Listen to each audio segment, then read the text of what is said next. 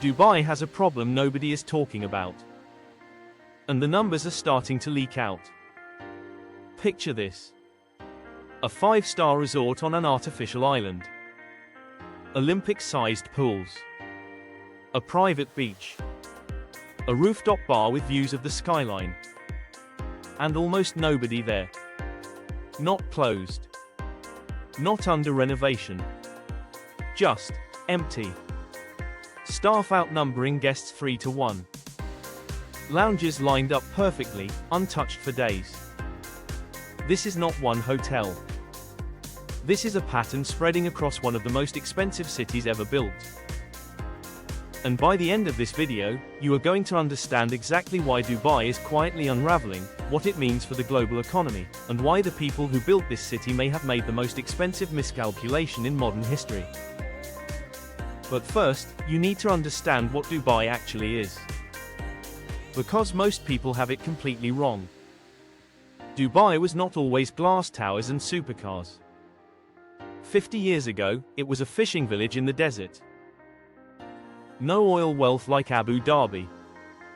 No natural resources to speak of. What Dubai had was one man with an audacious idea.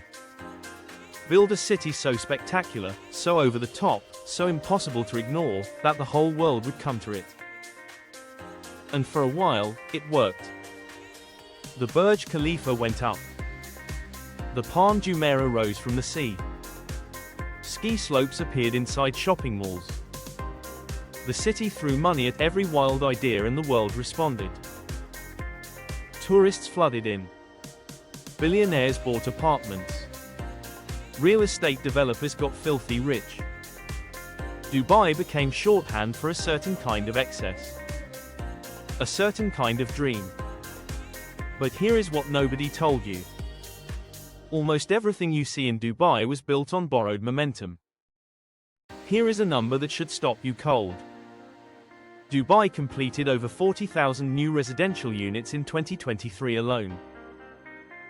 The following year, developers announced plans for tens of thousands more. In a city of roughly 3.5 million people, many of whom are temporary migrant workers who will never own property, that is not a housing boom.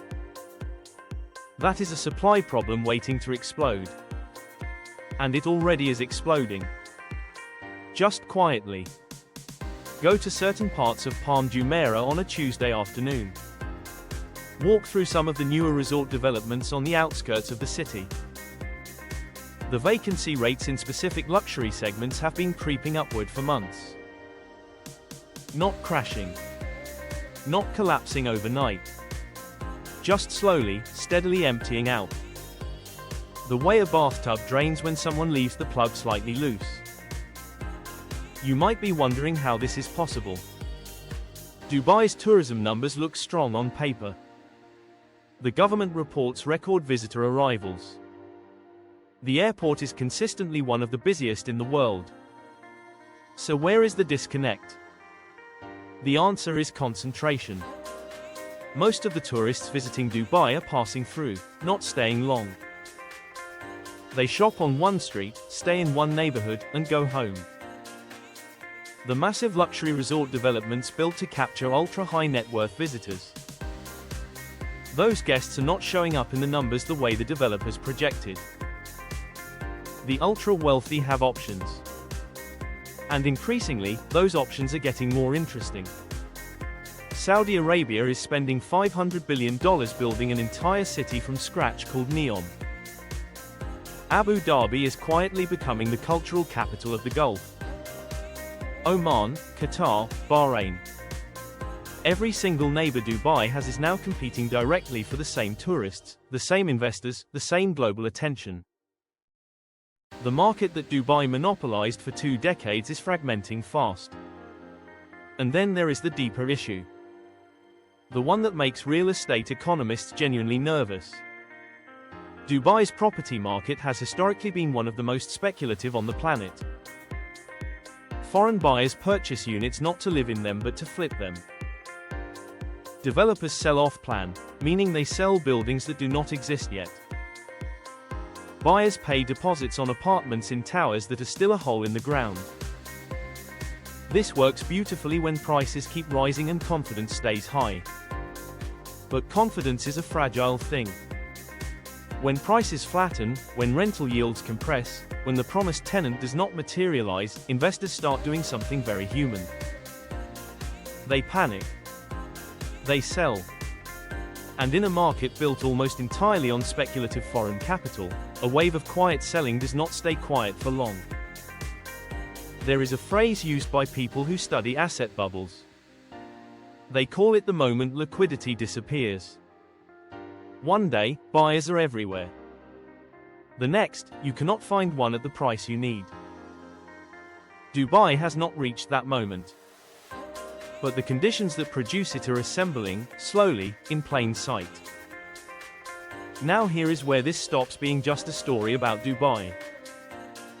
If you are one of the millions of people watching travel content because some part of you is dreaming of a different life, a bigger life, a life that feels less like a loop, this is the part you actually needed to hear. Dubai was sold as a symbol. The ultimate destination for ambition. The proof that if you work hard enough, make enough money, level up enough, you get to stand on that skyline and feel like you made it. That symbol is cracking. And what cracks reveal is almost always more interesting than the surface. The people who built Dubai were not wrong to be ambitious.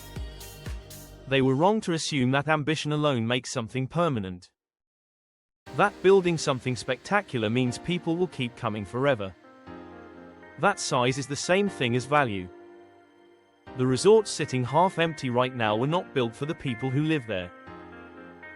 They were built for a fantasy. And fantasies have terrible occupancy rates. The real question this video leaves you with is not what happens to Dubai. Cities adapt. Governments inject capital. Narratives get spun. Dubai will not disappear. The real question is what you are building your own life around. If it is borrowed momentum, if it is a symbol you are chasing because someone else told you it meant success, then the math works the same way. Eventually, the vacancy shows up. The most interesting thing about Dubai right now is not the empty lounges or the stalled towers. It is what it exposes about how we collectively decide something has value, pour everything into it, and then quietly pretend we never believed in it quite that hard. If this video made you see something differently, that feeling is worth sharing with someone who needs to hear it.